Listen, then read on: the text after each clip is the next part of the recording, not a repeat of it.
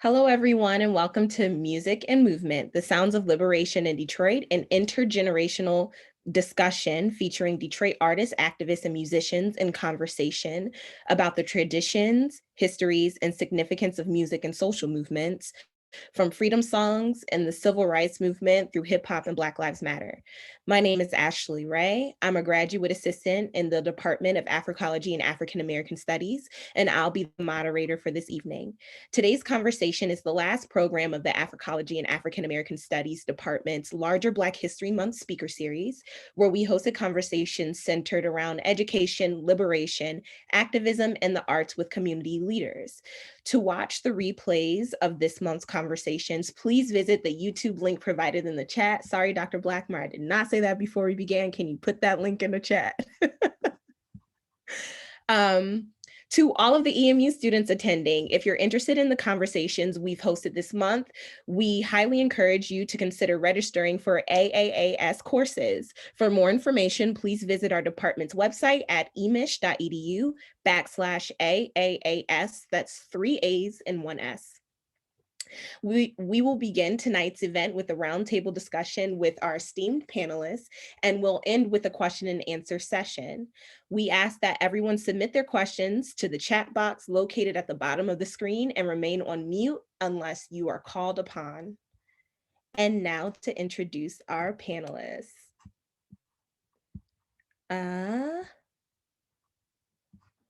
We will start with Ms. Marsha Music.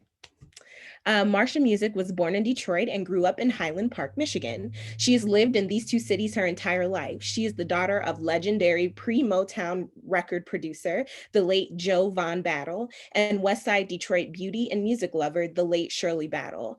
Joe Von Battle's record shop and recording studio opened on Old Hastings Road in 1945 before moving to 12th Street due to the destruction of Black Bottom through urban renewal. Miss Music is a self-described primordial Detroiter and a Detroitess. She became an activist in her early teens in the social tumult of the late 60s and was the founding member of the iconic League of Revolutionary Black Workers. She was later a labor union president, the first Black, first woman, and youngest in her local union's history. Through it all, she has been a writer and has written acclaimed essays, poems, and narratives about the city's music and its past and future. Her writings have appeared in over a dozen important anthologies, and she was awarded the prestigious Kresge Literary Arts Fellowship in 2012, as well as the 2015 Knight Arts Challenge Award. Marsha Music, welcome, and thank you for being with us this evening. And now moving on to Piper Carter. Piper Carter is an arts and culture organizer in entertainment justice, education justice, makerspace, environmental justice, and food justice communities. She is host of the Piper Carter podcast on Detroit is Different, where she discusses social justice and hip hop to a worldwide audience. She is co-founder of We Found Hip Hop, which uplifts, celebrates, and supports women in hip hop to create and build careers in a safer environment, She is creator of Dilla Youth Day, dedicated to providing STEAM education to underserved and marginalized youth in Detroit.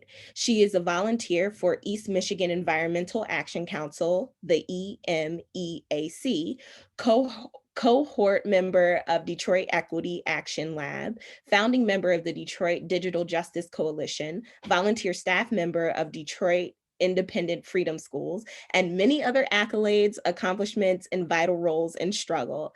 Piper, welcome and thank you for being here. And Jay Bass is an artist, brand architect, media entrepreneur, and Michigan State alum. Born and raised on the west side of Detroit, he discovered his love for music at a young age. He recorded his first song at the age of 13 and has since been recording, producing, recording and producing music and comedic content for YouTube and Vine, amassing 100,000 followers across both platforms. In addition to his music musings, Jay is an organizer with Detroit Will Breathe, a movement formed on the streets of Detroit in the midst of an international movement against police brutality towards Black lives, and is currently an adjunct professor at Michigan State University, co-leading the curriculum development for an event planning and media experience minor. Jay, welcome and thank you for joining us. Thank you for having me. Awesome. So we have everyone on stage now. Let's kick things off by talking about the songs that play in your mind when you think of mass movements that you've been involved in. And we could start with Your Highness.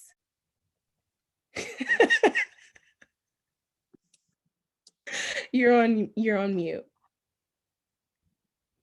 I was just kidding there earlier, but thank you for allowing me to open this up. This is a very generous introduction. I appreciate that synthesis of my work. Well, I would like to, if I may, go back to mid-century and just kind of run through right quick. Detroit was a city in the turn of the century that after the turn of the century, when Blacks began to come here from the South, mostly spurred by running from segregation in the South, and spurred on by the $5 day of Henry Ford, which sort of was the skeleton for the mass migration here. The Great Migration, as it's called. And during that period of time, sort of the first iteration of jazz began to permeate the culture, like the era of, say, Louis Armstrong during that period of time. And the earliest iteration of blues as we know it, with the early like women singers, you know, Bessie Smith and that.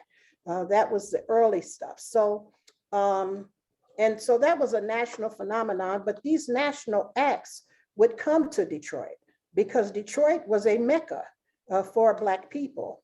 And so Blacks would come here, and over a period of time, their music morphed into what's called the big band sound. And this was the era in the mid-century of the Duke Ellington years. And you would have the singers such as Lena Horne and other major singers that would come, you know, and play in Detroit. And that was a major sound here amongst for African-American music. And so if we move up until from that period of time, my father opened a record store in 1945. And he opened a record store in 1945, and he was a real throwback because Detroit was really, the Black music was really permeated with jazz. And Hastings Street was in the main a jazz street.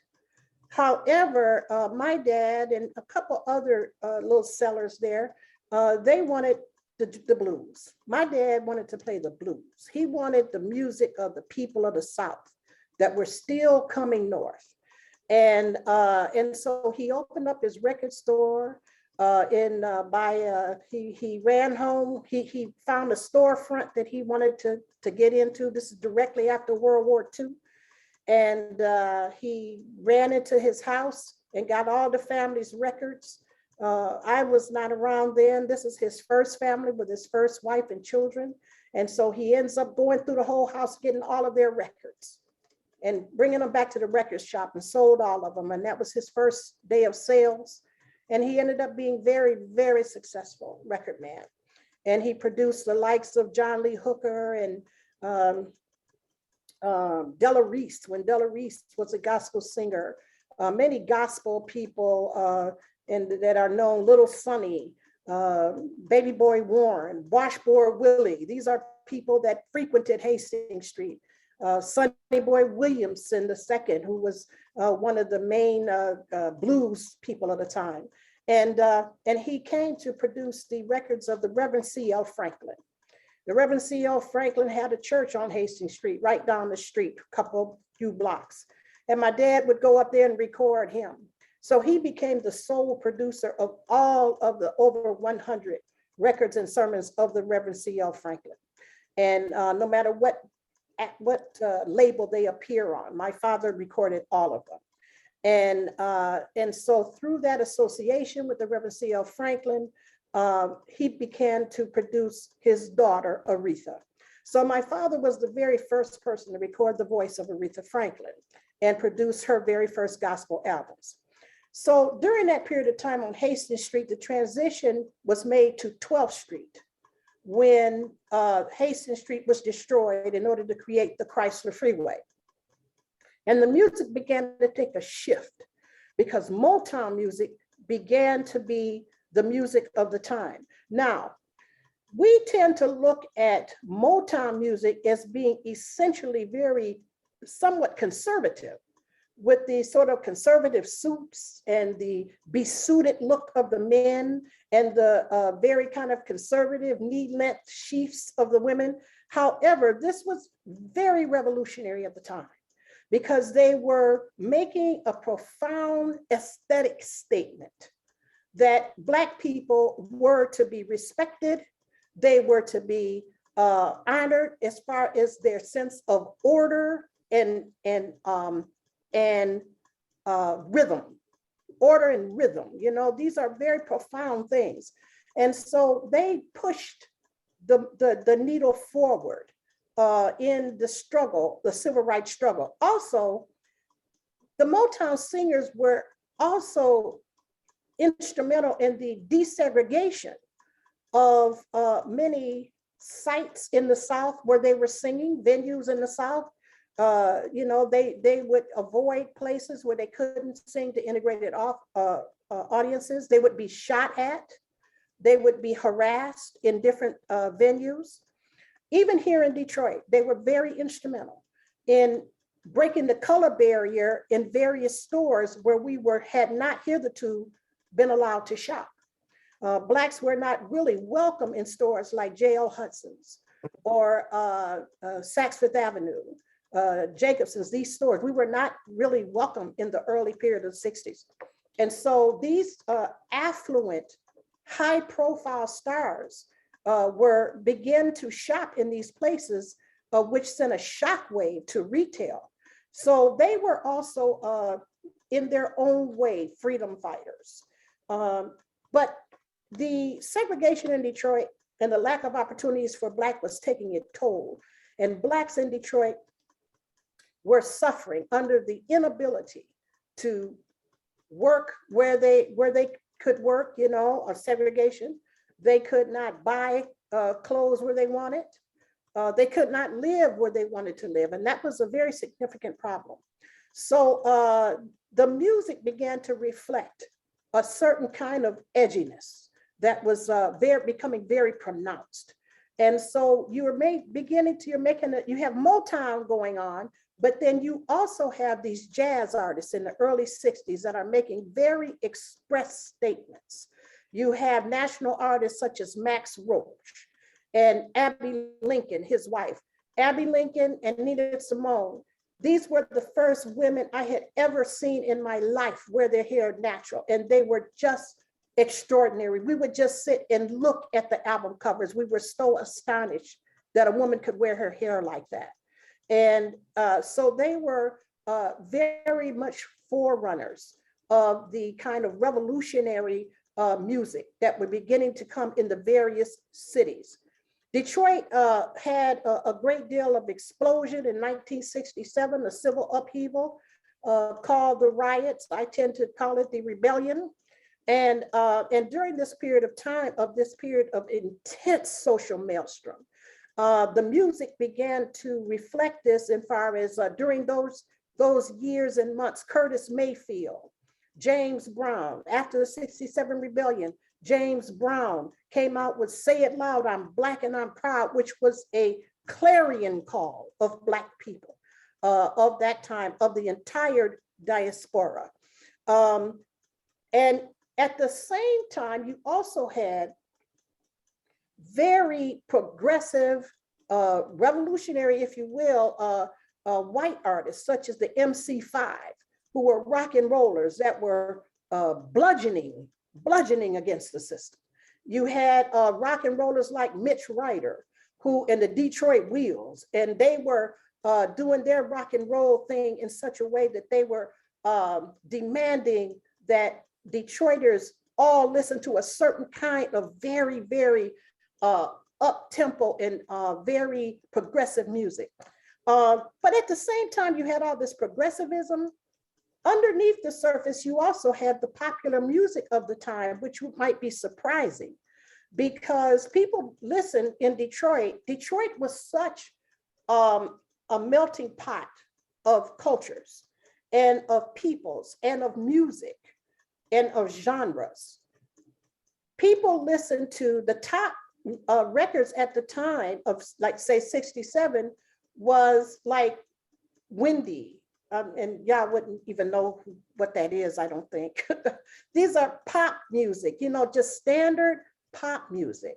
Perhaps Dionne Warwick of the time, Bacharach, these kinds of records that were pop confections of the time. And so that emanated also out of CKLW. CKLW is a very important radio station because it had one of the strongest signals in the country. And it was called a unidirectional signal that transmitted for miles. And so things that were played on CKLW tended to be played all over the country. So you could hear CKLW broadcast out of Windsor.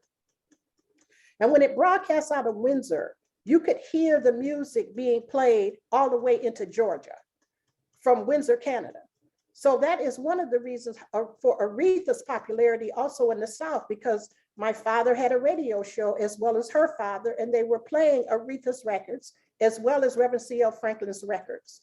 And that was earlier in the 60s. And so to close, there was a great deal of social tumult and social dynamism during that period of time that was reflected in music.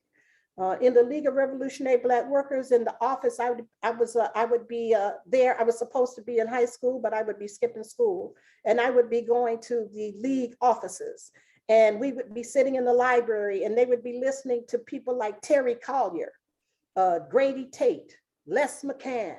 This was the jazzy music of the time that also had a certain kind of a social message or aesthetic flavor of the time.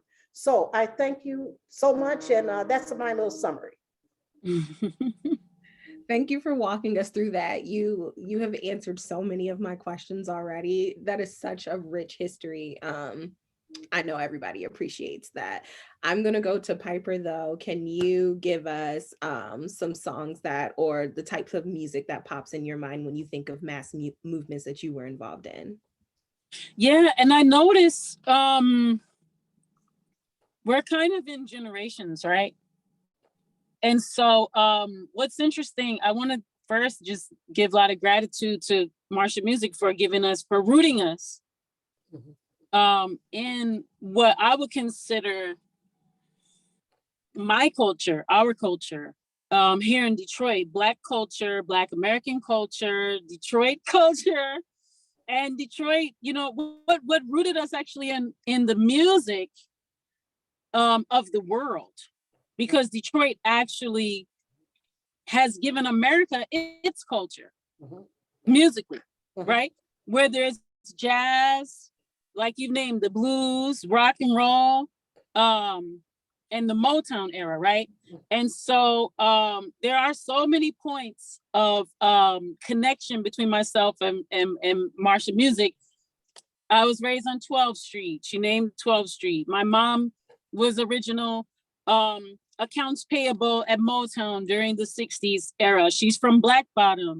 You know, the freeway went through my mother's area in Black Bottom, tore their whole culture apart. You know, my mom and my dad were part of the arts community, the Black arts community of the 60s and 70s that, really, I can't even put words to it of how strong that it was. Miss Marsha was young, person at that time. She just said a teenager. And then, my uncle, Baba Ibn Pitts, was one of the founding members of League of Revolutionary Black Workers. So I just want to acknowledge all the points of connection. And so I'm going to group myself as a Gen Xer. So I'm the hip hop generation. And like I said, my mom's older than, Miss Marsha Music, but Miss Marsha Music had a little bit more, I'm saying life experience during those times of the formation of what I would consider Detroit music culture, right? For me, I was born in 72. Motown had moved to LA.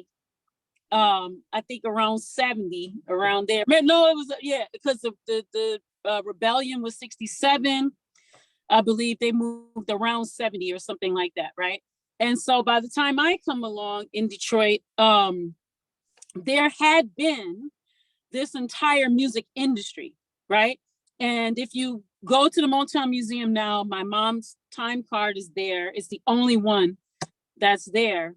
And you'll see that, I tell everybody to go. You'll see the echo chamber, which revolutionized the sound of music. You'll see the rooms, the house, Berry Gordy figured out a way to revolutionize the music business.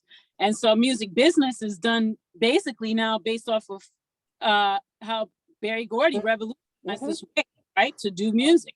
And then if you go there, you'll also see they have a section there where they have the different records, right? And Marsha Music actually named a lot of different genres in her father's record shop, and the how instrumental that was in sharing the voices, right, of Detroit to the world.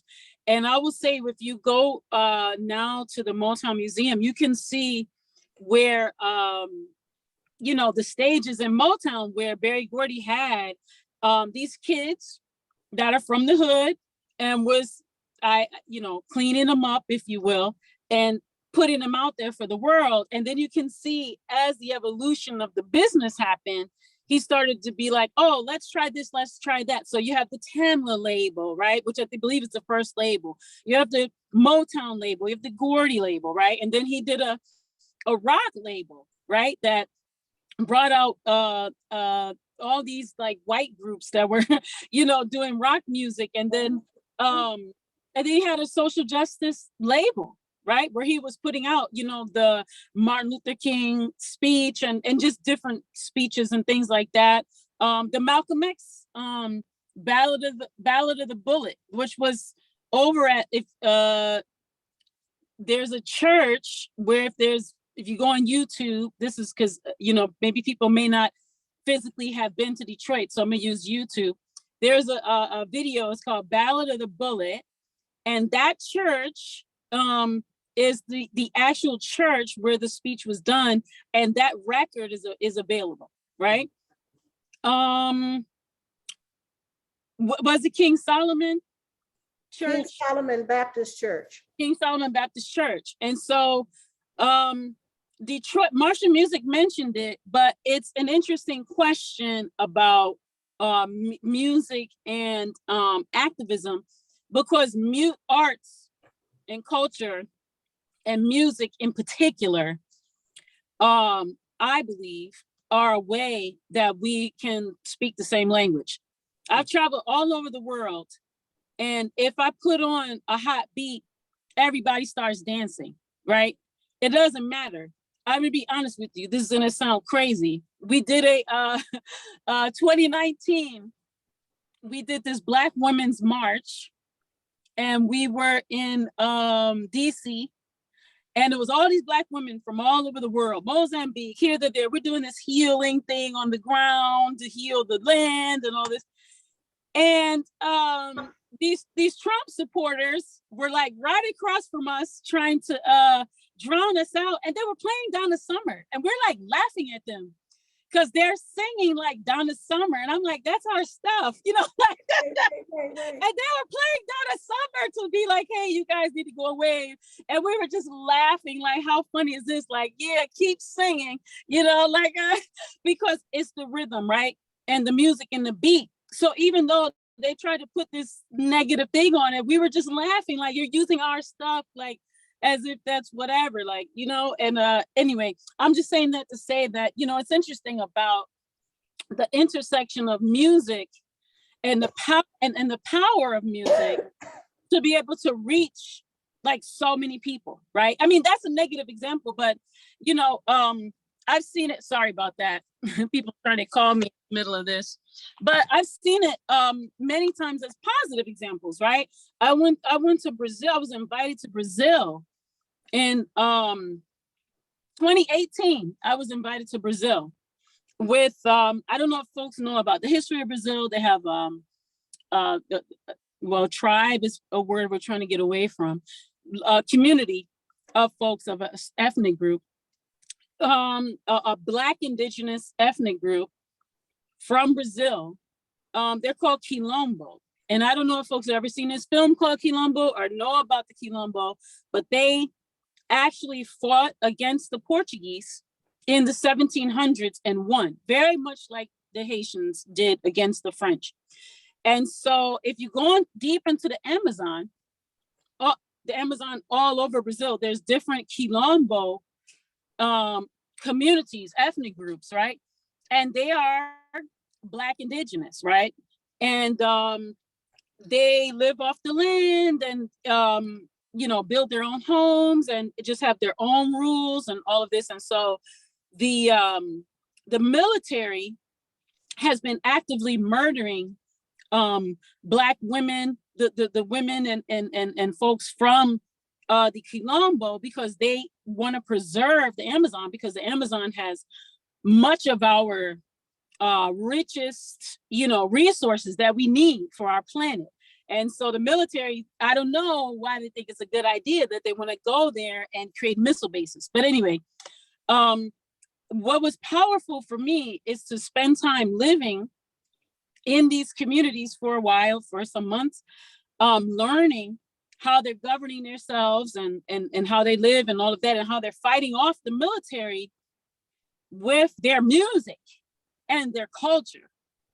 And because they are, you know, you think about the military has these tanks and all types of technology, heat-seeking, whatever, you know, but the Quilombo are standing their ground and they're fighting, and I shouldn't say all they have. I'm going to say the power that they have is their culture. You know, their indigenous culture. They know the land, they know the terrain, they know, you know, the seasons. And one of the most powerful things that that I learned from some of the women that are part of they call them the landless workers. It's called the MST. They do the drumming. So I've been part of organizing all types of protests all over the world. My most favorite protest I love is when we get down with these Black indigenous women from Brazil. And what they do, they make their own drums and have different beats. And if you know anything about African music, or especially in West Africa, but everywhere, or any indigenous sort of rhythms, there are messages in these rhythms, right? You know, you understand just from the rhythms what is happening and what the message is and what it means. And so because Brazil and because the Quilombo have been able to preserve so much of their culture, they have a lot of the original rhythms, right? That are right in there. So if you've ever heard any hip hop song, any song, you know these rhythms. You don't know you know these rhythms, but they're very familiar rhythms. And anyway, there's a whole nother science around people's behavior and what these rhythms make them do. But they have been able to fight off the military through playing these rhythms. Now, how does that relate to me being part of Generation X? I hear a lot of these rhythms in our hip hop music, and I have been hearing them. Now, back in my day, we we had a lot of more messages that were a bit more directly speaking to the issues and the ills that we saw in society. I really don't like to condemn younger generations to say, oh, you guys' music is trash, but because I, understanding all of the conditions as to why the music has the messages that it has. I will say this, listening, learning from going from this, message music, whether it was taken from Berry Gordy to create, your own record labels, like we did in the 80s, right? In the 90s, having the confidence to wear your hair natural or create your own styles or create your own fashion labels or just think about entrepreneurship in a different way. That's a lot of what my generation brought to the table. Unfortunately, capitalism is attractive and is very attractive. And so unfortunately, much of the industry, if you will, is, geared towards feeding that capitalist, machine and just pushing out a lot of negativity that has devolved, right, our society in a way. Yet and still, globally, and around Detroit, even you'll see that spirit of wanting to put forth one's identity, to say, I'm here in this world, I matter, I'm important, that's still there. So we haven't lost that. And I'm gonna probably toss it to Jay here, who's probably a lot younger than me and can tell us a lot more about what's going on nowadays. But I'll just say that what I listen to, I have a whole company. It's called what We Found Hip Hop. It's a foundation of women in hip hop. And a lot of what I do is center women who are hip hop artists and have a certain message that I feel is more life affirming, with hot beats, because the beats got to be hot, because there's no point in having a great message and just a terrible beat. And really, I put my efforts into finding the ways in which arts and culture and social justice can merge. And just like Miss Marsha Music said, it doesn't have to be corny, right? Because she just mentioned all these examples of commercially successful records that maybe on the surface you didn't understand that people were breaking barriers. On the surface, you didn't understand that, it was important for Black people to be presented, as dignified, right? And these, just like that music had a very important service, right, to society. And as it evolved, we saw in the late 60s and early 70s where the message did get deeper, right? Marvin Gaye was trying to tell us some different things other than just, love making, right? A different type of love making, right? Societal, how we put more love in the world, in our society. So I kind of ran all over the world, but I'm going to toss it to, so that's just to say that I listen to a lot of things. I love jazz. I love blues. I love hip hop. I love classical music. My favorite type of music, though, I'm going to be honest with you, I love all types of instrumental music. I love finding music producers. I love composers. And the reason I love finding a lot of instrumental music, I DJ as well. And so the reason I like to find a lot of instrumentals is because what I find is many times with the instrumental versions of music, you can reach more people than the lyrics. Although some people might like the lyrics because they might want to, sing along with the Biggie and stuff like that. But for the most part, people are there for the beat. And so for me, I like music as a bridge, and as a way to bring us more together. So if I do events and things like that, I always like to, have instrumental versions, which is why my first project that I'm putting out is a musician. She's a drummer. She's from Detroit. Her name is Aisha Ellis. And she's coming out with her first project. It's all instrumental. She's produced all the music. It's really incredible. And yeah, because we're international with it, right? Detroit is international. We sit right here on the border of Canada. And we're an international place. We always have been. And so Detroit has always been that place to bring folks together, and help folks understand. Yeah, thank you for that. And Aisha also Kresge Arts winner. So I'll put a period there. I'm gonna toss it to the young brother. And thank you, Marsha Music, for centering us and help us understand, our space within this space. Thank you so much, Piper. That was very meaty, but very much so appreciated. You touched on a lot of points, just like Marsha Music. You already answered some of my other questions, but that doesn't mean I'm not going to ask you them again later. But we appreciate that. And then Jay, I'm so sorry I said Jay Bass. It's Jay Bass, right? Yeah, I'm sorry about that. But Jay, could you go ahead and tell us some songs or types of music that pops into your mind when you're reminded of the movements that you've been a part of? Yes, thank you, Ashley. Appreciate that. Appreciate you all for having me.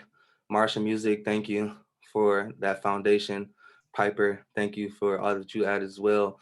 Definitely a little bit more on the side that I'm gonna touch on as well. I'm 26 years old, a little young in the game, but I grew up on hip hop, probably a little different style of hip hop, Piper, that you were talking about. More rap, but it's something that I fell in love with. I fell in love with music, at a young age. My dad, he was an artist himself, a manager, and he also had a recording studio on the east side called the Dream Factory that, I remember at a young age, before I could even comprehend, words properly, it was that beat, like you said, Piper, it was that beat that just got me feeling good, got me jigging, got me moving, and made me fall in love, and always envision myself creating music on a massive scale, and spreading, the message that I want to spread. And I've always been attracted to those artists who weren't afraid to speak their truth through music, and express their life in music, because, honestly, that's what music is, and it's an expression of life. And hip hop, being birthed from Black culture, it's an expression of, Black culture, of Black life, of, what tends to be also Black oppression, and Black struggle that we can communicate through our project, through our art, through our music. So I've always wanted to be an artist who could, speak that truth, and still, communicate as a product of my environment. Because Detroit has a very significant culture, very significant sound. And, as Marsha and Piper have just explained, has contributed so much worldwide. I want to continue that legacy as well. I looked up to artists like, it goes back far to artists who were pivotal in communicating those types of messages. Obviously, you got the Ice Cubes, the Public Enemies, the KRS Ones, Common Sense, or Common, as you all know, Most Def. You got the Tupac Shakurs, but nowadays you got the Kendrick Lamars and the J. Cole's that I look up to as well. But when I think about music that is unapologetically Black, unapologetically true and authentic, I always think about Kanye. And I know a lot of people give Kanye a lot of whatever, they say what they want to say about him, but Kanye has, some of the most politically sound, well, not, I wouldn't say politically sound, because a lot of people probably wouldn't believe agree with his political messages, but he's unapologetic, and he's gonna say what he feels and what he believes, and he's not afraid to call out the powers that be. And I always found inspiration in that, because that's the same exact way that I am. When I joined the movement over the summer of 2020, after the unfair execution of George Floyd, I was called to that. I didn't come from a family that was heavily politically involved, or that were out marching all the time, anything like that. So it was really one of my first experiences coming out into the streets. And I didn't have anyone who told me to do it or anything. It was just a feeling inside of me that brought me out there. And when I got out there, I saw there was thousands of other people who felt that same feeling.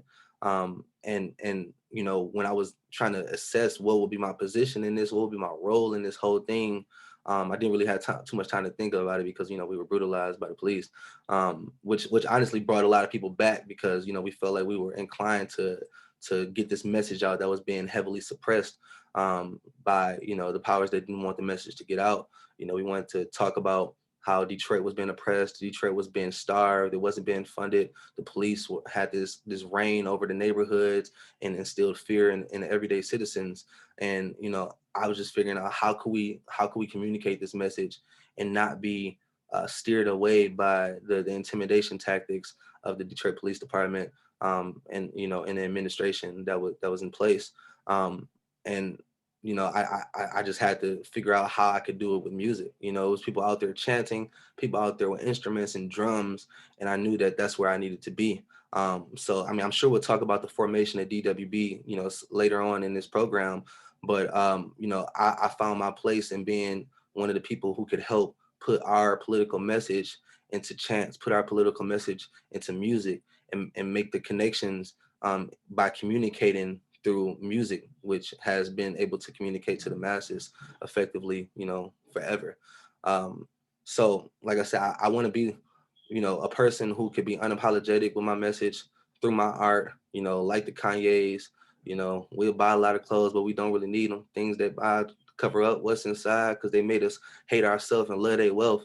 You know, these types of things, they get looked over a lot, but, you know, once you sit down and look at the true content and the true message in these pieces of art, you can respect the bravery it takes to, you know, put yourself out there like that. So, you know, I respect the artists who express themselves authentically, especially the Black artists who took this genre of music that was birthed out of Black struggle and Black oppression to continue to be you know, people are artists with that bravery. And, you know, like I said, music is an expression of life. Hip hop was birthed from Black culture, so it's an expression of that Black oppression and also that Black love, that Black culture, the way we talk, the way we walk, the way we dress, the way we dance, the way we wear our hair. Expressing that Black love is also a form of protest, and that's something I've learned over the movement as well. Just being happy and joyous and unapologetically Black in these streets is a form of protest because that's what they don't want to see. They don't want to see us, you know, loving ourselves. What do you say? Like, say it loud, I'm Black and I'm proud. They don't want to hear that. They want us to be, you know, Black and oppressed. They want us to be 3/5. But, you know, when we stand up and we say we won't take that, and not only do we say we won't take that, but we put it in art and we express it in a beautiful form. You know, I feel like that's one of the ultimate forms of protest and bravery, to stand there and do that. So, you know, I'm happy that I was able to fulfill a role, you know, in 2020 and so on and so forth, because we're still active and still doing things, you know, on a daily basis. But again, I just hope that artists and other people who engage in the movement and help move the movement forward will continue to have that bravery. Yes. And those who are confused about his love for Kanye, he's talking about college dropout, late registration, graduation Kanye. He's not Yeah, necessarily Jesus walked, talking about diamonds from Sierra Leone. You know exactly. what We I'm major, saying? like he's talking about that Kanye. But But I mean, honestly, he's still the same Kanye. Ashley, you just gotta, you know, sometimes I you mean, he's just in a different, no, is he talks about his experiences. We don't understand them anymore. But Jay, I would love for you to talk about how you got involved, specifically with Detroit Will Breathe. And then also you didn't really talk about you being an MC. And we would love to hear how your skills as an MC has informed your movement work, specifically with Detroit Will Breathe. Okay, yeah. So I was in Atlanta when George Floyd was murdered by the police, and Atlanta exploded. Like, they literally tore the city up, the CNN building, and I'm watching everything in real time. Like, you know, everybody's running in stores, and you know, it was an expression of pain that I felt in Atlanta. So I just knew my city had to be hurting as well. So when I got back to Detroit, the first thing I did when I got off the plane as I drove downtown, because, you know, I've been hearing about, you know, it has been protests downtown, and to the scale that I was seeing it in on videos is something that I had never seen in my lifetime before. So something like this is going down in my city. The people were standing up and trying to communicate, you know, their pain from the situation. I knew I had to be there. So I drove down there the first night. I think it was like a Sunday night. As soon as I got out the car, it was like, you know, a bunch of um, uh, police dressed in riot gear, you know, approached me and basically made me get back in the car. I couldn't even get out and participate. You know, it was a curfew. You got to get in the car. So the next day I came, it was the day where we marched down Southwest, and it was like, you know, 2,000 of us, 3,000 of us.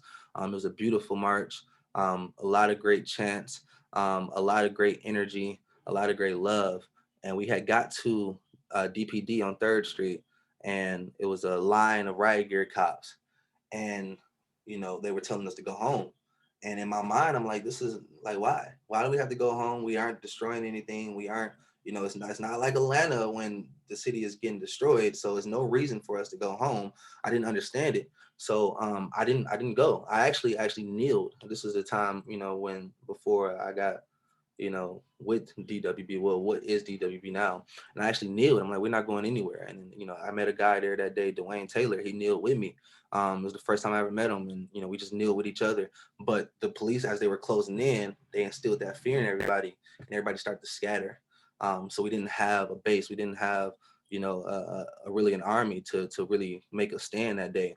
And it really pissed me off. So I went home and I'm like, you know, tomorrow we can't give in like that. So the next day we came out there, and it was July 2nd. And, you know, we were marching. And at this time, the energy was different. You could feel that people weren't going to give up this time. They weren't going to just let the police, you know, bully us into this unfair curfew that was really just an intimidation factor to silence our voices. And that day I met Nakia and Tristan, and I saw that they had that same fire in their eyes to not let this, you know, not just sit down and take it anymore. You know, we weren't gonna, you know, we're fed up. You know, we're not gonna let up anymore. So we marched down Gratiot, and, you know, that was the time when, you know, they arrested about 126 of us, brutalized us, pepper spray, tear gas, you know, everything, put us in a hot bus for over 2 hours, with the windows rolled up, drove us to Little Caesars Arena, put us in the basement for a couple hours, didn't tell anyone where to bail us out. And at that moment, I saw the extent that they would go to silence us, because they knew that we had been fed up and we weren't going to stop this time until we got change. And we didn't. Even after that, we came back the next day, doubled the numbers, and the next day, doubled the numbers, until they eventually had to lift the unfair curfew, because they knew that we weren't going to abide by something that was sanctioned on us to silence our voices anymore.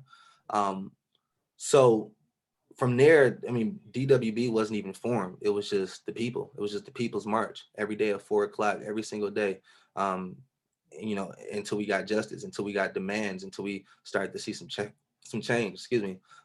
We actually met one time on 3rd at DPD and came up with, you know, what are the demands of the people? What do people actually want in Detroit to change? You know, this isn't just us out here marching just because. We actually want to hear from the people, talk to the people, so that we can communicate as the people, for the people.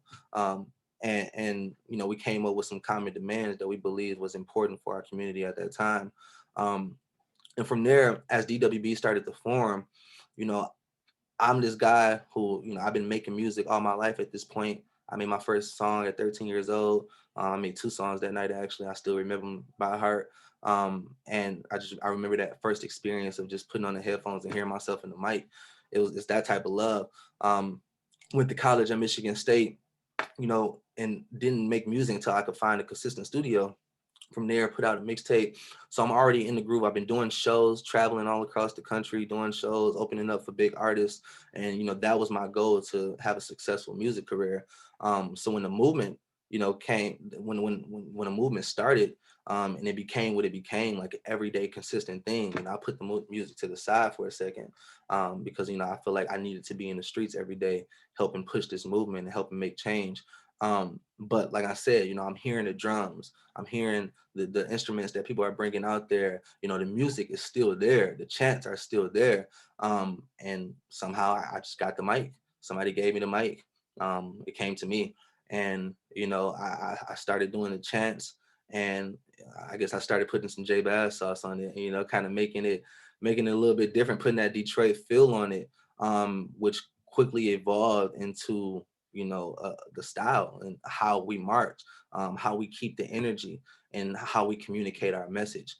From there, I started to put our political messages in chants. You know, we don't want no facial recognizing green light. You know, we don't care about James Craig, and we don't care about Mike Duggan. You know, all of these things that were you know, important to pushing, you know, our agenda for, you know, a safer environment for our blacks and browns in our neighborhoods, more resources invested into the communities and divested from, you know, these police forces who get $300 million a year and use them on pepper spray and tanks to terrorize nonviolent protesters. You know, these are the things that we want to communicate. How do we communicate that other than just being out there? We got to have some messaging, and that's when the chants came into play. And from there, you know, like I said, music is just expression of life. And this experience that I was having that summer, you know, I had to put it in music. You know, some people write down in a diary. You know, some people have a podcast. I make music. So every time I went in the studio, the only thing I could think about was what was going on. So I ended up making a song called "Fed Up," which, you know, quickly became like almost a theme song of the movement for that summer. You know, we ain't gonna let up. Whole squad here, we fed up, and it's just really talking about how we're not sitting down, we're not kneeling anymore, we're not letting, you know, the oppressors run over us anymore. We're gonna stand up and we're gonna demand the change happens until it happens. And then I made another song called J Bass for Mayor, really criticizing, you know, the crappy job that Mike Duggan has been doing throughout his administration. And how, you know, if I were mayor, or if somebody who had any sense was mayor, the things that they could do to, you know, make Detroit a better place. And, you know, I took those two songs and did a virtual performance for Martin Luther King Day. Again, you know, just more assets that I'm creating based on my love for music, and my desire, and honestly my necessity to create real change in my community.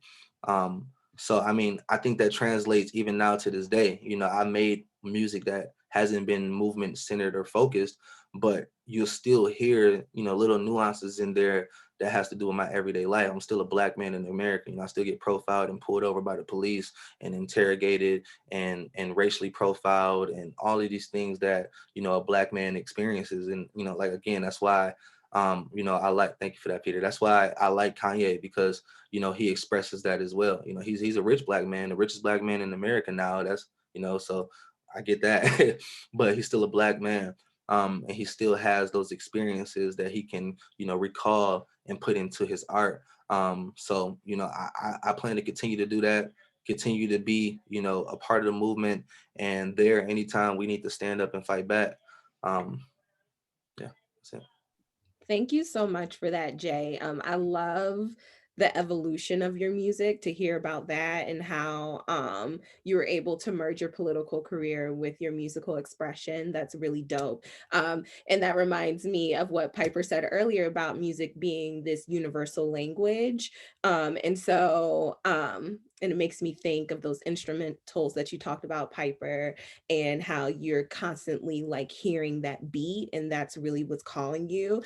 I want you to tell us about when you first found hip hop, what it means to your life and activism. I would also like for you to talk about We Found Hip Hop too. If you could kind of walk us through that evolution, that would be great. Yeah.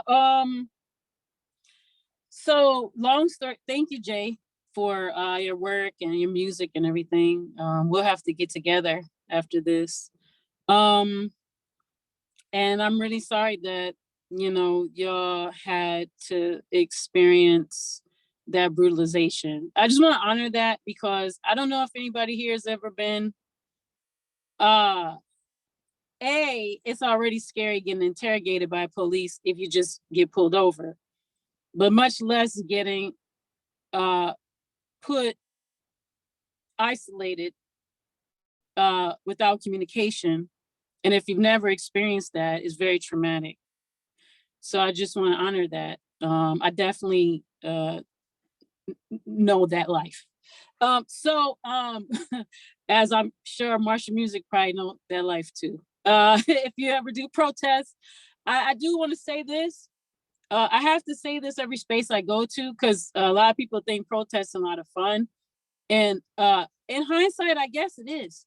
It's also very scary. And anytime you put your body on the line, just know that that there's a risk that you may not come back the same, whether it's some form of PTSD, or you may be actually hurt, or you might not come back.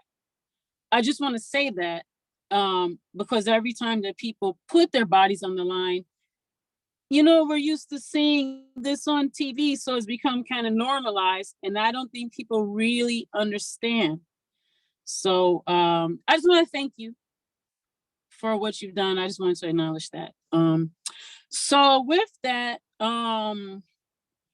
when I first moved back to Detroit, I moved back to Detroit in 2008 to take care of my mom. And God rest her soul, my mom passed away May 1st last year. I spent the last 15 years taking care of my mom as her caregiver. So when I first moved back here to become my mother's caregiver, Detroit had become a different place than the Detroit that Marsha Music explained, which the Detroit that I just told you about was different than the Detroit she grew up in, which was different than the Detroit my mom grew up in. The Detroit that I grew up in was a Coleman Young Detroit, meaning that Detroit had Black leadership everywhere. This is gonna sound crazy to a lot of people, or I hadn't really experienced what folks would call racism, because everybody around me was a Black leader. I didn't see, fortunately for the work that people like Marsha Music and my uncle had done, the Detroit that they grew up in, the Detroit that they helped to create, was the Detroit that I benefited from. And it was a Detroit where everyone was Black and a leader, from all the way from the top, all the way through to your, like, all my Black teachers, all my, everyone at the bank, everyone in politics, like everyone around me that I saw in leadership. So I did not know until I went away and I met other Black people who had never seen Black leadership. And I was confused as to why they hadn't, because I was like, how do you not see that? And so I want to just also say thank you to Marsha Music for helping me to be able to grow up in the Detroit where I didn't know that it wasn't possible.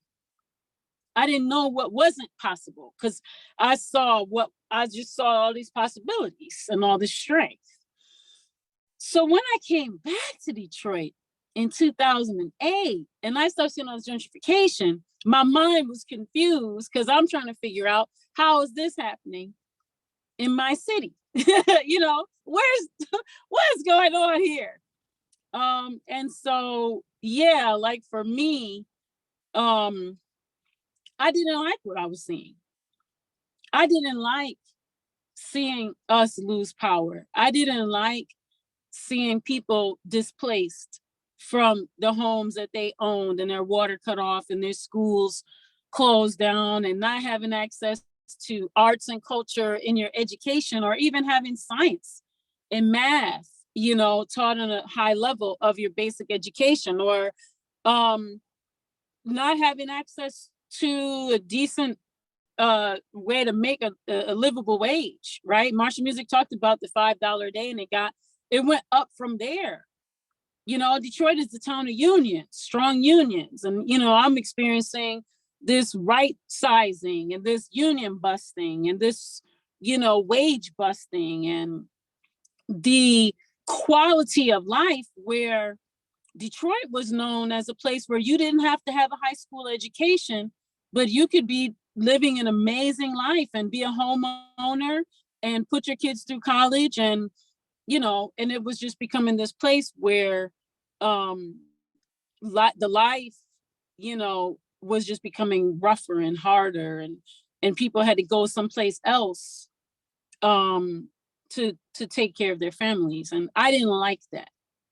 And because arts and music was so much a part of my life anyway, the only way that I knew how to communicate, honestly, was through arts and culture. And so I use that, right? I use that as my tool, as my weapon. And because coming from an era where I saw a lot of strong women and women's voices and all of the different flavors of womanality, whatever that would be called, seeing us go into this reductionist, of our value, right? I was like, what is going on? I was like, I'm not standing for this. And so I created an event that started out as a open mic that centered women. No misogyny. And I say centered women because people used to be like, oh, it's no men allowed. And it's like, just because I tell you can't call us these names and objectify us and abuse us, that doesn't mean you're not welcome. You just can't do that. You got to think of something else. Yes, you can get on the mic, but you can't say none of that stuff on the mic. And it was hilarious, not really funny, that a lot of the guys would be like, well, if I don't say the B word or the H word, I don't know what to rap about. And I was like, wow, that's crazy. And let me tell you about hip hop though. It's so, Detroit is very competitive because Berry Gordy had this thing where he would have the artists like compete with each other. So Detroit in general is a very competitive space within the arts, but a beautiful competition where like iron sharpens iron. But in hip hop in particular, there's a certain competitiveness, and especially in the open mic. And what I really loved is I was finding all these women MCs who were like, hey, I've been to this open mic, or I've been to this place. They wouldn't let me get on the mic, or they wouldn't let me do this or that. And this was the space for them. And they were sharpening each other. And so when the guys would come and they want to get in the open mic, the women were like chopping them up, cha, cha, cha, cha, cha, with their lyrical swordsmanship. And the guys would be like, oh my God, I can't let this woman out rap me, but I can't use the B word. I don't even know how to come at her now, so it actually created a new culture, because people would be like, well, when I come there, I got to really use my vocabulary now and really start thinking about some other ideas, because it wasn't just about the words. It's not just the words, right? It's about the idea. So a lot of times we recognize that the fellows would be like, well, I'm going to say this stuff about you, but I'm not going to use those words. So I'm going to say in a different way. We're like, no, we're going to shut that down too, because it's no misogyny. And then we learned that a lot of the women had internalized misogyny. So they were thinking that they could say all these things, and that it was like a man versus, woman versus man thing. And it was like, no, it's not like reversing each other. It's like, how can we have more healthy, like, ways in which we're expressing ourselves? Like, it's not about like me versus you in that way, or you're terrible and I'm awesome. Like, what are the healthier messages that we can even just be putting out there in the universe in our music? So if they had music about glorifying drug culture, glorifying capitalism, glorifying objectification, what you was going to do to somebody, it's like none of that. It's unhealthy. So when you come here, you can talk about the ills of society. You can talk about the struggle you're having at home. Like, I don't want to hear about that you came here in your Cadillac truck and I just saw you get off the bus. Talk about your struggle about riding the bus and how terrible your transportation experiences of coming down here, because that's really what people want to hear, what you were talking about, Jay. So anyway, as I started thinking about like the no misogyny thing, it was more than just a voice for women, although the concentration is always, giving women the voice and centering women, but it's also about how can we also be creating healthier music and healthier images and just a healthier way. And it's fine to have, challenges and issues. It's just, are we glorifying these things? You know, I read like, and for me, there's enough of that. You know, how many times can you tell me about how much drugs you're putting into the community? Okay, okay, okay. You made a lot of money poisoning your community. Okay, okay, okay. What else is there, you know, to you? You know, what else do you have to contribute? Right? Okay, okay, okay. You have sex with everybody and you have the best vagina in the world. Wonderful.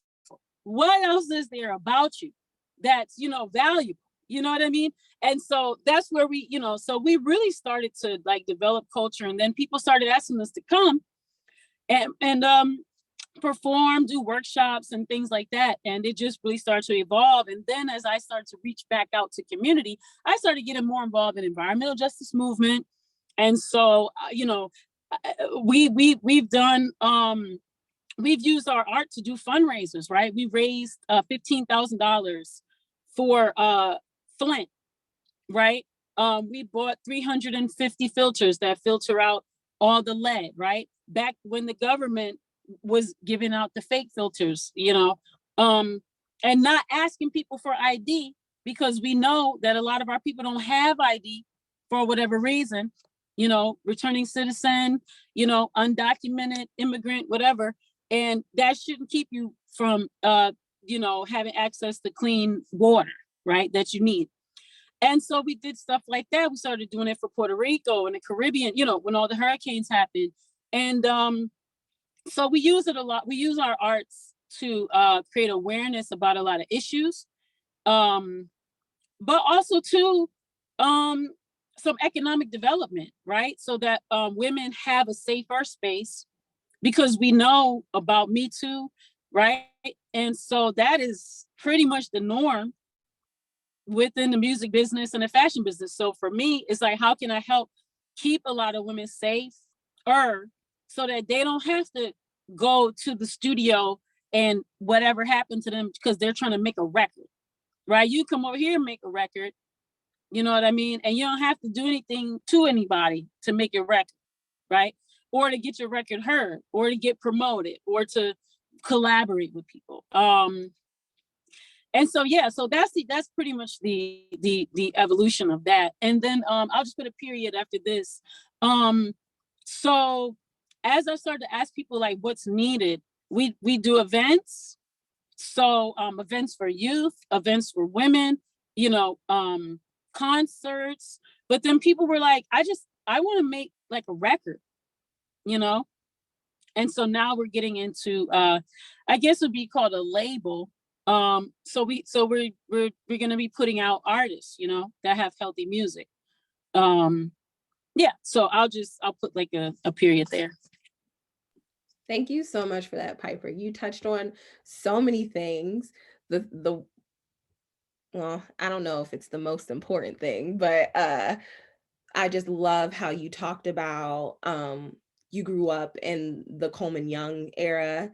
And so while racism wasn't necessarily a thing, that doesn't mean that sexism and misogyny wasn't. And the work that you do is just so important. Thank you so much for sharing. Miss Marsha, coming back to you. Thank you again for all your foundational information that you've given us.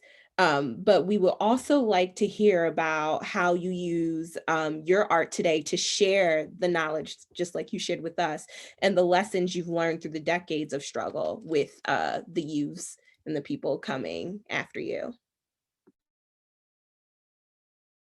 Oh, I'm sorry, you're on mute. Some years ago, thank you, with the advent of the mass use of the internet, I began writing on message boards and things in online communities in which I was involved. And I began to write about Detroit music and about my father's record store and his history. And because I was determined that I was going to return my father's name to the public domain, as far as the seminal role that he played in Detroit music. He preceded Berry Gordy by 15 years and was a significant force on Hastings Street. So that was the beginning of my writing. I am primarily a writer today, not so much an activist, if you will. I suppose that today, Piper, I'm an armchair activist today. I've I've aged into that role, but my work down through the years is reflected in my writing. I have a website called Marsha Music, a blog called Marsha Music. Plug marshamusic.wordpress.com, and that is where I basically is a repository for virtually everything that I write.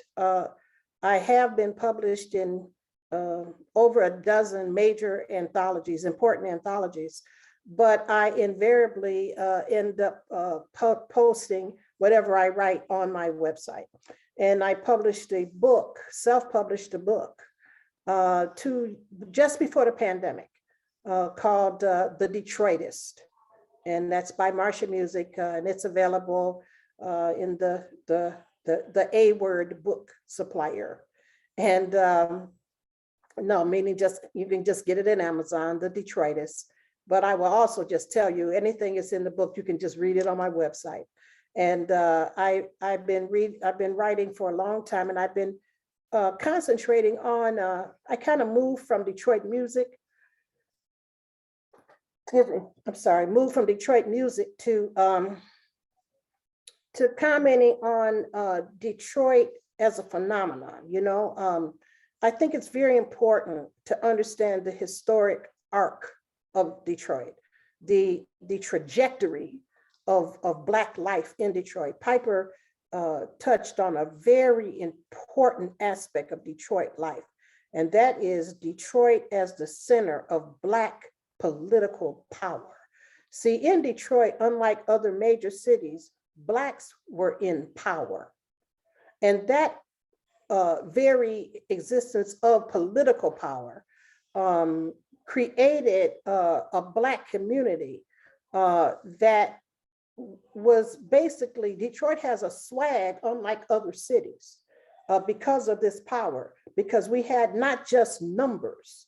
And, for example, if you take Harlem, for example, which is also a very center of Black life, but Harlem is a section of New York.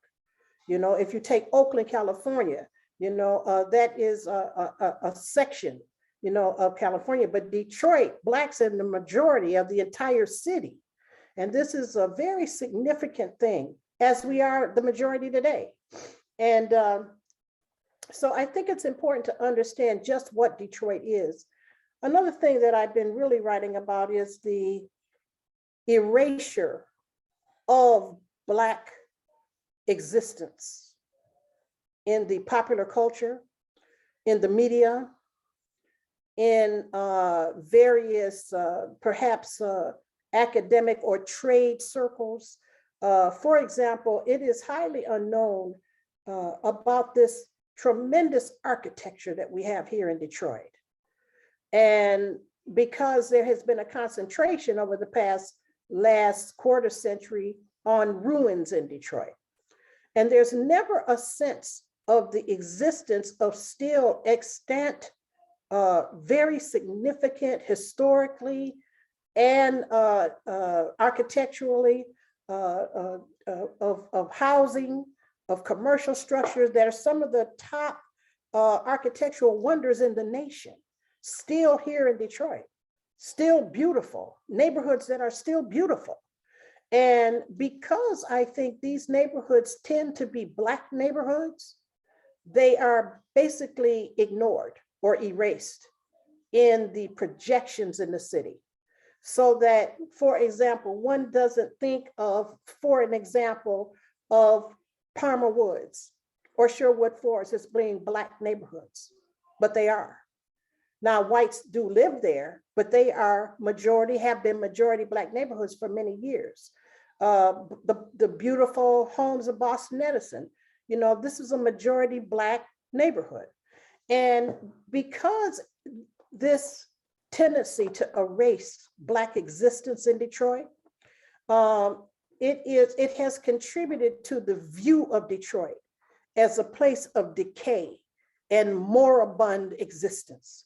And Detroit is one of the most significant cities in the world, with a Black population that adapted to the rigors of segregation and began to express power through their concentration in neighborhoods and the living and developing of neighborhoods and maintaining of certain neighborhoods and certain homes. That has happened here. And that is generally unknown because of the concentration on ruination that takes place in the media, even amongst civic conversation, you know?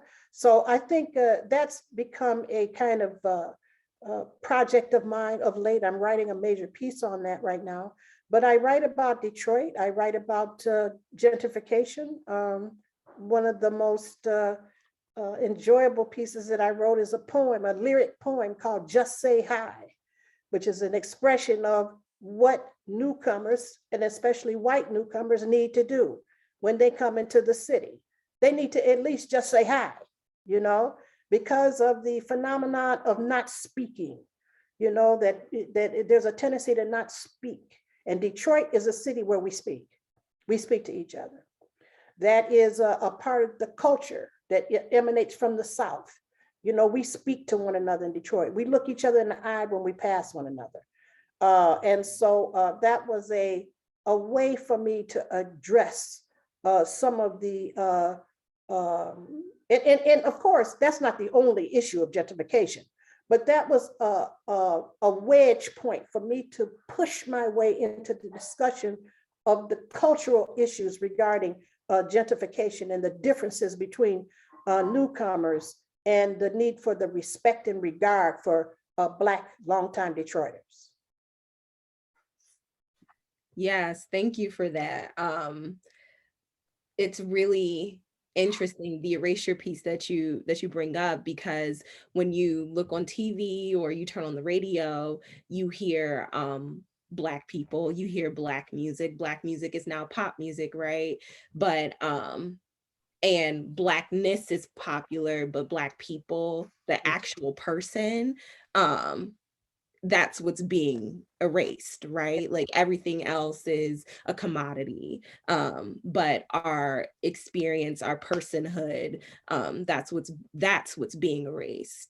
For anyone that may be confused about seeing Black people everywhere, but hearing Miss Marsha talk about. But you know what? One of the things that I'm thinking that's happening, it's a real paradigm shift, if I may just speak in tropes, but one of the most significant things that has taken place is in the world of social media, in which the existence of Black people can no longer be denied.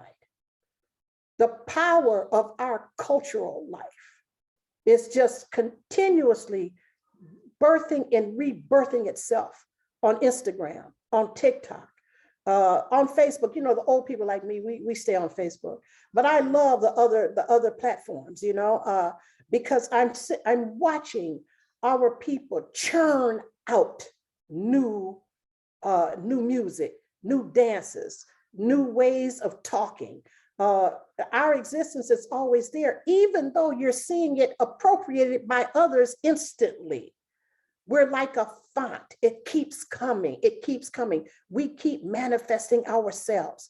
And now you can't deny it because it's there all the time. You can see it. Yes, thank you. Thank you for that. Guys, if you have any questions, please put them in the chat. If not, I'm just going to keep going. And I'm gonna ask until we get Dr. Blackmer. Do we have any questions yet? Okay, I'm gonna ask this then. And this is, anybody can grab this one. I am personally obsessed with the histories of Black churches and the roles that they played in the movement. And I would love to hear your thoughts on, I know Jay was talking about, and Piper too, you both mentioned the call and response. And if you ask me, that came from Black people, that came from gospel, well, what is now deemed as gospel, that Black music that was used in Black churches. I would love to hear your thoughts on whether or not you think that there are connections between a lot of that music and organizing that was done. Well, it's kind of like a rhetorical, because clearly I know the answer to this, but the connections between the Black church, the music, the organizing, and what we have today with the movements. Anybody can take that one. Well, I would love to hear, because I know Marsha Music knows some churches and was part of those. I just want to touch on, let me just go backwards and I'm gonna toss it back to Marsha Music. I do want to say that I'm disappointed in the churches right now, because the church as an institution, and let's just put the mosques in there with them. I think in this moment, the church has become so commercialized that the focus is like bringing in famous gospel singers to fill up the seats. And, you know, a lot of our churches here in Detroit, that we just keep it funky, have been, you know, supporters of the right wing, whether it's through the messaging or allowing Trump to come in there and talk to the congregation, or, you know, not really having, what do you call that? A base that's rooted in the community. You know, a lot of our churches now, people just drive to church. They don't live nowhere around there. And there's nothing wrong with that per se, but the churches in and of themselves are not necessarily so hands-on within the community. Now, that doesn't mean every church. So with that, I definitely want to acknowledge Church of the Messiah, which is over there on the East Grand Boulevard, not far from Belle Isle. I definitely want to acknowledge Reverend Roz over there in Brightmoor with the soup kitchen, the food kitchen. Yeah, St. Peter's over in Corktown, you know, which is, what is that, Trumbull? And there are churches now who are very rooted, right, in the justice movement and in the community. However, those churches are like trying to hold on because there's such a different mindset, if you will, because everyone has become an individual these days and everyone is on capitalism. And so, you know, there's just, in general, there's a different mindset. But there was a time when, you know, the church was pivotal. And, you know, Marsha Music knows about Reverend C.L. Franklin's church, and, you know, even a church like the church my grandmother helped build, and just the church in general was an organizing base. And that's, you had to go to the church back in the day, or else you couldn't get the people. And so anyway, I would like to toss it back to you, Marsha Music, to talk about maybe that a little bit more. I think you said it all. I think you made the definitive statement. I think that in particular, the COVID crisis, which has unsettled the church world in many ways, may cause a sort of realignment of many churches, a reckoning, I should say, perhaps a reckoning. But I think that I don't have much else to add to that. Time will tell the role that the church will play in social movements. You know, we shall see. And it could be that people's, how would one say it, individual spirituality will be that which will guide many of the social movements coming in future. Mm-hmm. Yes, exactly. And like, I agree with you. We're here on that, Piper, because history has taught us that these churches were such radical places to be. And today it just feels very much so like a celebrity. Like, what's the biggest name we could get in today to fill the seats to pay for our building fund? Like, but that's just my take on it. Oh, we do have a question in the chat. Who is this one directed to, though? Anybody? Okay. For all of you, how do you use arts, music, and culture to reach different people and bring folks into the struggle? I guess, I mean, I can respond briefly to that. Again, like I said, I mean, music um, is a form of expression, and I use music to express everything that's going on in my life. The way I view things, and I mean, you can feel music. You can feel music. I mean, when you're going through these depressive states, say my girlfriend just left me, and I'm listening to all of the R&B songs. I can feel that mode. I can get in that mood, and I can stay in that state if I choose to. Listening to a bunch of Drake songs. But I think the same is true for empowerment, and being able to empower people through music as well. Putting these messages and showing that strength through your music is something that can galvanize people as well. And I've been able to do that on whatever scale I've been able to do that. And my goal is to continue to do that, and not only to continue to do that by myself, but as you said, Piper, I'm also working on sort of a label, Fast Life Dynasty Records, which has been a thing for a while. But we're making it real, we're making it bigger, and we're trying to give access for these young Detroit artists who are in my position, had all the talent in the world, but just not the access and the resources to go out there and create music, get in the studio and pay for studio time, and create a song and shoot a music video to it and have a photo shoot and create the graphics and do all these things that it takes to actually have your voice be heard. My goal is to make that easier for artists, like I said, who are in my position, so that we can hear their stories and they can spread their messages as well. And I can create this process that these artists, these talented artists, can go through. So my goal is to continue to be real, for one. I feel like a lot of the music that people are making nowadays is a music that they think will be accepted. It's music that they think is popular. It's music that they think is going to be a radio hit or whatever. Like you said, Piper, they're talking about all the sex and drugs in the world, which honestly I'm not opposed to, because again, like, we grow up in these environments, and our goal as artists is to tell those stories. But when that's all there is to you, then that's when it's a problem. That's when it's a disconnect, because that's not the only thing that goes on in your life. So my goal is to continue to be real, authentic, multifaceted in my music, because I'm a multifaceted person in real life. And if I can encourage and motivate people to do the same, and not only that, give them the resources and the means to help them do the same thing, and empower them to continue to spread those messages through their music, then I think that's the goal there. So just about being real for Um, Piper, when we logged on earlier, and you were talking to us briefly about the work that you're doing, I asked you how you were taking care of yourself, though, in your many labors of love that you do for the community. But a question not just directed to Piper, but to everyone would be, how do you use your art and music for healing as well? Well, I don't know. Do you want to go, Marsha Music? No, go ahead. Mhm. Okay. Yeah.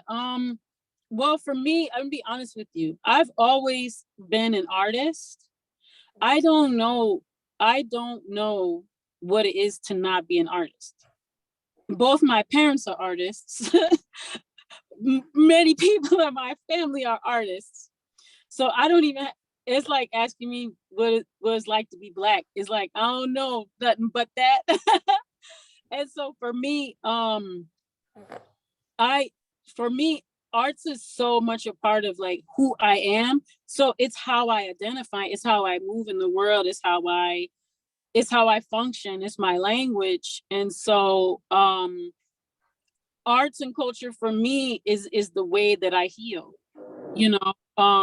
whether it's listening to a music that makes me feel good, or making music, or learning about music, or or even a visual arts, right? Like it could be a painting, it could be a photograph, it could be technology nowadays, learning how to create art, digitally, connecting with different artists to learn from them. I mean, art is so much a part of like what keeps me sane and what keeps me going and what fuels me. Um, and music is so much a part of that. Like Stevie Wonder, Duke Ellington, you mentioned Abby Lincoln, right? Nina Simone, right? And even just listening to the transformational power of music. We have, if you've seen the documentaries or about Nina Simone's life, you know about that hardship, that she went through, the hardships that she went through. But if you listen to her music, it's such a soothing voice and a soothing sound and just a beautiful, expression that she was able to transform, right? Like all that pain into something that for me, when I listen to, I almost feel guilty enjoying Nina Simone, knowing right what she went through, but also feel grateful that she left us such jewels and such profound and prolific musicality that we can enjoy, right? And if I get into the bathtub and put my Kindles, I can put my Nina Simone and transport myself into this space that she created, just for me, right? She created that for me. So yeah, I music is the way that I take myself to another place to like get my healing. I mean, it doesn't replace therapy. Let me not have people thinking that. It doesn't replace the hard work that you need to do to dig into some deep spaces to shift some generational traumas and things, but it can be a place of refuge, to go to when you need it. So I don't know, I'll put a period there. I can speak on that briefly too. I do believe music can be healing or a part of the healing process or a part of a healing process. I'm a firm believer that, what you put out in the world is, you can get that back, not all the way, obviously, because there's a lot of things that we get in life that we had nothing to do with. But, I do believe in, law of attraction. You can attract these types of things. And, that's why I try to put out more positivity than negativity, obviously. And I think that should be the goal, like to continue to put out positive into the world, put out positive in your art, and continuously hear that positivity, right? It's almost like positive affirmations. So it's like when, we out in the streets and we screaming to the top of our lungs, Black Lives Matter over and over again. It's just it's a strength that builds up inside of us. And we, not only do we really, really believe that, we're ready to, like you said, put our bodies on the line to make that true, make that a reality, make a world where Black lives actually matter. So it's like a lot of these chants that we've created, we're out screaming on a day-to-day basis every single day. This is something that's getting edged and, engraved inside of us. It's a belief that we're going to stand on firmly. So, you want to make it something that's going to be something positive, something that's going to be healing, something that's going to, help you in that process. Almost like a positive affirmation. Exactly, like a positive affirmation and a mantra to live by. Thank you for that. We're getting ready to close, but we cannot close without Miss Marsha Music giving us some more tidbits, maybe a story or two that you have of growing up around your father's record shop. Anything you want to share with us? Well, bless you, bless you. This has been such a wonderful conversation, It's been such an honor to share space with younger people.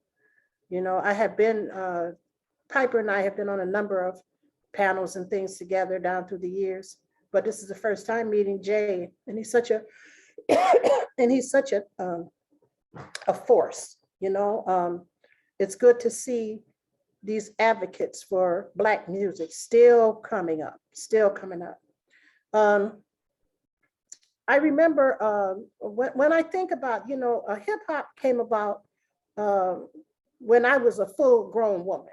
I was a mother, and I had boys, and I had a mother, and I'm a mother, and I just couldn't understand. I was like, when is the real music going to come back? I was like, I'm a child of Motown and soul music and Soul Train and all of that, and it was like, okay, this is like a fad, when they gonna start singing music again and all this, And after a while, for a certain point, I couldn't stand it. I just couldn't stand it. I think I've even told Piper, I just can't stand it. Hip hop music, And it's so funny, like this last week, with all the tumult about the Super Bowl performances, I really, really realized how much hip hop is now a part of my musical fabric, my own musical fabric. Each generation absorbs the music of the one coming up, each one, and so to me, it was like listening to just old school music, I was like, wow, I think I'm used to it, and it was just so weird. Like I knew every word, and so that was weird to me, but it reminded me of when my dad, we would be in the car, like on a Saturday morning, going to the record shop, and we would be driving up West Grand Boulevard toward 12th Street, and we would pass Motown, Hitsfield Studios, and there might be a Motown artist out there, maybe, but mostly we would just pass the house. It'd be early in the morning, and I would turn up the radio because I wanted to hear what was on the radio. My dad was stuck in the old music. He was just like I was about hip hop. He was stuck in the old music. He did not want to, he wanted to listen to the blues. He liked the blues. He and many in his generation, they couldn't stand Motown. Motown was the music of thugs.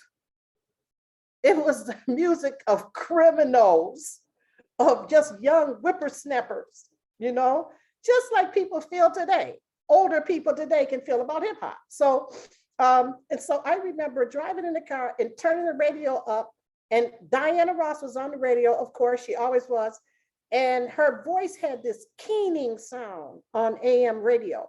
And that's one reason why AM radio had a synergy with Motown music, particularly because these high-pitched voices like Eddie Kendricks, like Diana Ross, really projected over AM radio frequency. And so she would be, my love, but done hitting me, real high, and boy, my daddy couldn't stand that. He would be, turn that mess off, except he didn't say mess, he said a bunch of other stuff. He couldn't stand that music. And so I think of him every time I'm fussing about hip hop today. And it's just full circle. Our music is a continuum. It's on a continuum. Each generation resists the music of the next generation because it's pushing us out of the way. It's pushing our music out of the way, but it actually becomes absorbed into the culture, of just today. I mean, you can go to any Black church and hear hip hop rhythms, hits, hooks, the undercurrent of hip hop in any Black church today, as conservative as that can be. So I just say we just carry on in the music. That's what we do. We carry on in the music. Thank you. Thank you. Okay, guys, we're getting ready to close. But before we do, I want to ask all the panelists, do you have any final thoughts or anything you would like to share or plug with the audience?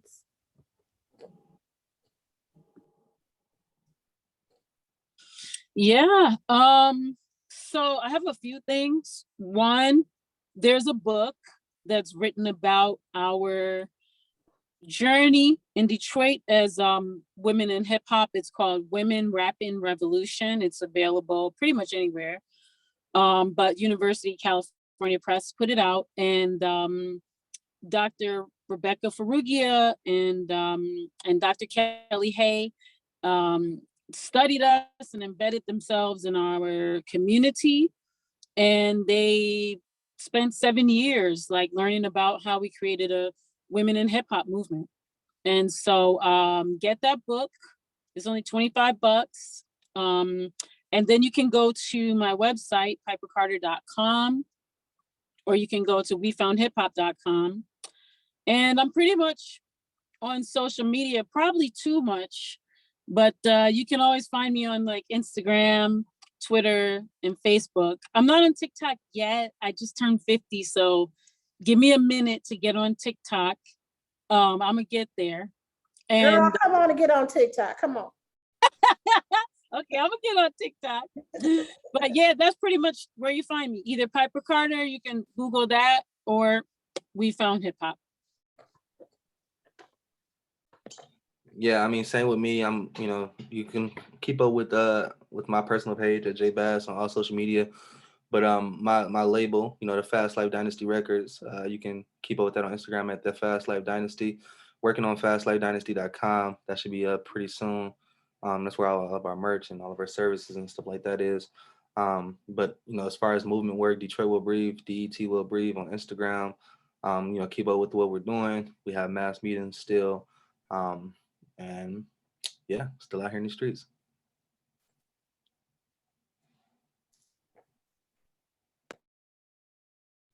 Miss Marsha, did you have anything?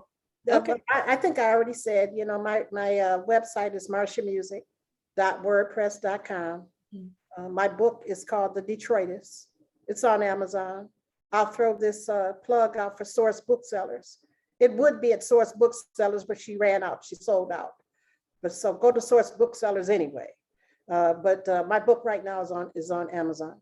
And just follow me on Instagram or on Marsha Music. Yeah, and I have a film project called Hastings Street Blues.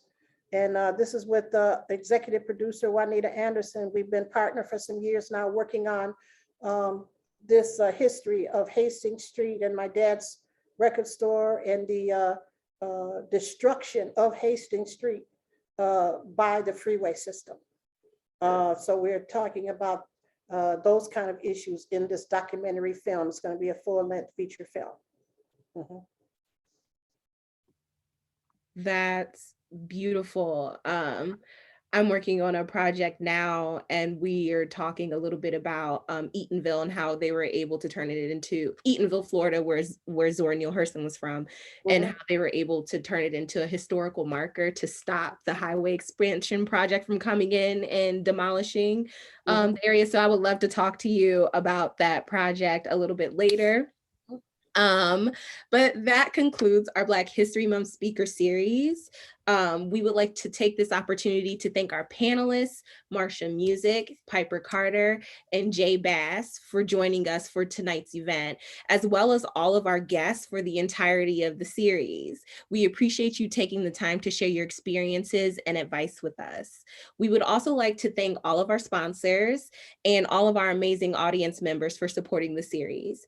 Thank you to our department chair, Dr. Okafor, for giving us the okay to facilitate these discussions, to Dr. Jones Obang, who couldn't be with us this evening, but for her advice and direction, Dr. Blackmer for spearheading this series, because quiet as it's kept, this has truly been his brainchild. And I speak for myself and my colleague, Jonathan Blake, who's in the audience, when I say that we appreciate you so much for your guidance. Thank you so much, Dr. Blackmer. That's it. That's all I have. I would like to say a few words about this series. From my standpoint, this series are proven to be an outstanding success, and I must commend Dr. Blackmer, Ashley Reynolds, and Jonathan Blake, and all others who helped to craft this. I must say that the results of this frankly exceeded my expectations. So congratulations. And in fact, told you he Ashley would. told me so. I recall Exactly. when we talked about it, there was a meeting I had, a three-way meeting that I had with Ashley and Jonathan. And I was concerned that we had not started the publicity for the programs. And Ashley said, be patient, don't worry, we will get there. And she proved me wrong, you know. So congratulations to all of you. And more grease to your elbows. May I add one more thing before you close? I would like everyone to be aware of United Sound Studios. United Sound Studios is one of the most significant studios, recording studios in Detroit, really behind Motown. And it's almost like anybody who did not record in Motown recorded at United Sound. And so there has been an effort to basically destroy the United Sound building on 2nd Avenue in Techtown in order to widen I-94. And now the Michigan Department of Transportation has purchased that building and is looking for a seller that will buy it and move it. And so there's, in other words, that existence of that truly historic, it received a historic placard a few years ago, a historic designation. And it's just another one of our very significant musical centers in our music history that is threatened with extinction. And so I would just ask, there's nothing in particular on the horizon regarding right now. It's in this limbo being owned by Michigan Department of Transportation. We don't know what they're going to do with it. But you know, keep your eye open for activity regarding saving United Sound Studios. And I am affiliated with the Detroit Sound Conservancy. And this is a project that we have been actively working on for some time to save this building. Thank you. Thanks for letting us know, and do let us know if there's any way we can help. Thank you so much. Thank you. I was just going to add that. Thank you so much. Thank you everyone for coming. Dr. Blackmer, do you have anything to add? No, you said it all. Thank you all so much for being here. This is a beautiful conversation. And I was just over here smiling and eating it all up. So it's good to see you all. Thank you all for being here. I hope everyone stays safe and healthy. Thank you. Thank you for having us. Thank you. And thank you for your able sharing, Ashley. Yes, you did great, Ashley. Thank you. Wonderful. Thank you so Shout much. out to Ashley. Yay. Great. I love y'all. Thank you for that. Everyone have a great night. Thanks. All right. Take care, everyone. Bye.